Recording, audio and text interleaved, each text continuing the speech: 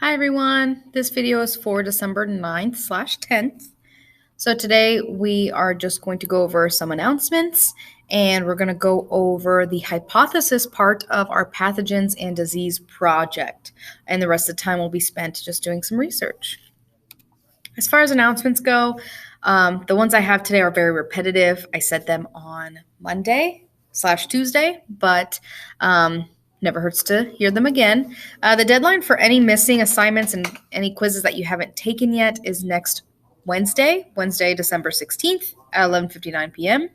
And another reminder that you should just continue checking your Skyward grades and letting me know if there's anything you see on there that just doesn't make sense. So if you turned in assignments a couple weeks ago, or if Canvas says it's graded but it's not in Skyward, those are things that I really want to hear from you. I will be checking them before I finalize them, but I am human and mistakes do happen. So if we both work together, we should be able to make sure your grade is accurate. Yeah. Next week is going to look a little weird. It is our final week, and usually it would be finals, but I don't think many of your teachers will be giving you actual finals unless it's a college course or AP maybe. But this is what our next week will look like. Each day you'll have 2 classes. So for example, Monday you'll have G1, G2, and you'll have these classes for 3-hour blocks. Now, if you need to see this somewhere else, I do have it on our Canvas page as well.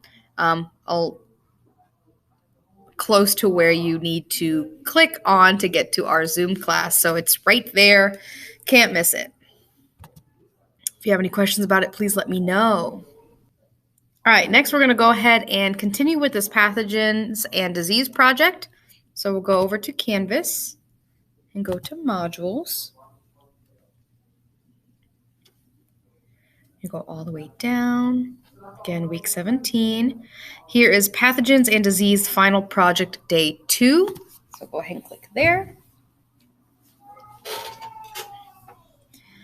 So I have a lot on here, but it's just to kind of make sure you have all the information you need. So if you want to look at the whole thing, what you need for your final project, that document is here. So this is the one that we did go over last time. So that's all here for you.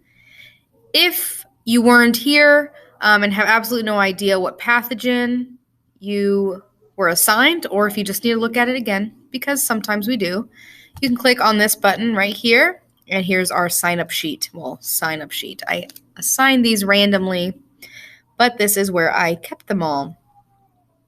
And once this loads, there we go, you'll see that at the bottom here, you have different tabs. So if you don't necessarily see your name, it might be because you're not on the correct classes sheet. So you might have to go to maybe R5, if you have me for R5, to look at what your pathogen is. So that's there for you as well. What we're going to do today, though, is focus on the hypothesis part. So as a quick reminder, our pathogen project, you're looking up a pathogen and creating a profile for the CDC. So you're going to have to include all this information about the pathogen and include how you think an environmental factor could affect or influence the transmission of your disease. So maybe you think a certain temperature or season or pollution could affect how your pathogen is transferred from one person to the other. And that's the part that we're going to focus on today. But yeah, you need all of this in your final product. So, like I said, today we're going to be focusing on the creating and supporting your hypothesis. So this is that big part. So your hypothesis should look like this. So if my virus, let's say it's HIV, is influenced by an environmental factor, then it'll be pollution of the water from factories. So in this hypothesis, I'm saying I think HIV might spread more because of the pollution in the water.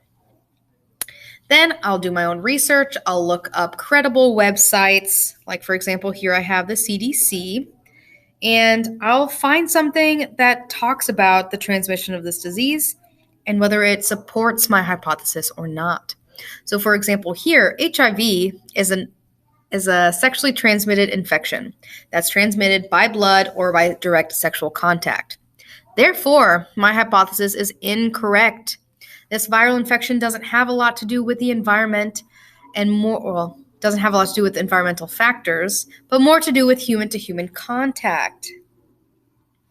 Right? So then I have my hypothesis. I state whether that resource told me that it's correct or incorrect. And then I'll include a little bit of information as to why, as to how it is actually transmitted, and kind of go into detail a bit more. And this is what it should look like. So today's assignment by the end of this period is literally just having your hypothesis stated and the resource that you found that either supports or denies your hypothesis. And then you're just going to turn that in through here, either in a text box or a Google Doc. I honestly, doesn't matter. I just want the information. And this is not turning in your final product. I even put it down here. Do not turn in your final product here. I just want your hypothesis. Kind of like on Monday, I just wanted information about your pathogen.